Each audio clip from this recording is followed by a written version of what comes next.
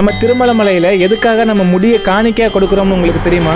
உண்மையாகவே இந்த கதை சூப்பராக இருக்கும். நான் முழுசாக சொல்கிறேன், கவனமாக கேளுங்க. ஒரு நாள் வெங்கடேஸ்வர சுவாமி அவரோட மனைவி பத்மாவதியை தேடி ஒரு எறும்பு புத்தில் தவம் செஞ்சுட்டு இருந்தாரு. அப்போ பிரம்மதேவன் ஒரு பசுமாட்டு ரூபத்தில் வந்து டெய்லியும் அந்த எறும்பு புத்தில் பால் ஊற்றி வெங்கடேஸ்வர சுவாமியோட பசியை போக்கிட்டு இருந்தாரு. இதை பார்த்த ஒரு வேடன் அந்த பசுமாட்டு மேலே கோடாரியை விட்டு எரிஞ்சாரு. அப்போ வெங்கடேஸ்வர சுவாமி அந்த கோடாரி பசுமாடு மேலே விழக்கூடாது அப்படின்னு குறுக்க போய் நின்னாரு. அந்த கோடாரி சுவாமி தலையில பட்டு பலமான காயம் ஏற்பட்டு ரத்தம் அருவி மாதிரி ஓடுனுச்சு. ரொம்ப நாளா அந்த காயம் ஆறவே இல்லை. அடிப்பட்ட இடத்துல முடி கூட வளரல. வெங்கடேஸ்வர சுவாமி முடி வளரவே மாட்டேங்குது அப்படிங்கிற வருத்தத்தோடவே ஒரு மலையில படுத்திருந்தாரு. இதை பார்த்த நீலாதேவி அப்படிங்கிற ஒரு பொண்ணு சுவாமி தலையில முடி இல்லாததை பார்த்ததுமே ரொம்ப வருத்தத்தோட அவங்க நீளமான கூந்தல்ல உள்ள முடியில ஒரு பகுதியை வெட்டி அதை சுவாமிக்கு கொடுக்குறாங்க. இதுக்கப்புறம் வெங்கடேஸ்வர சுவாமிக்கு முடி கிடைச்சிருது. இதனால ரொம்ப சந்தோஷம் அடைஞ்ச வெங்கடேஸ்வர சுவாமி, என்னோட அழகுக்காக நீ உன்னோட அழகை தியாகம் செஞ்சிருக்க. இன்னையில இருந்து கலியுகத்துல மலைக்கு வரக்கூடிய என்னோட பக்தர்கள் அவங்களோட முடியை காணிக்கையா கொடுப்பாங்க அப்படின்னு சொல்லி இந்த முடியோட சக்தி எல்லாம் உனக்கே கிடைக்கட்டும் அப்படின்னு சொல்லி வரம் கொடுத்தாரு. காய்ஸ், இந்த ஒரு காரணத்துக்காக தான் நம்ம திருமலையில முடியை காணிக்கையா கொடுக்குறோம்.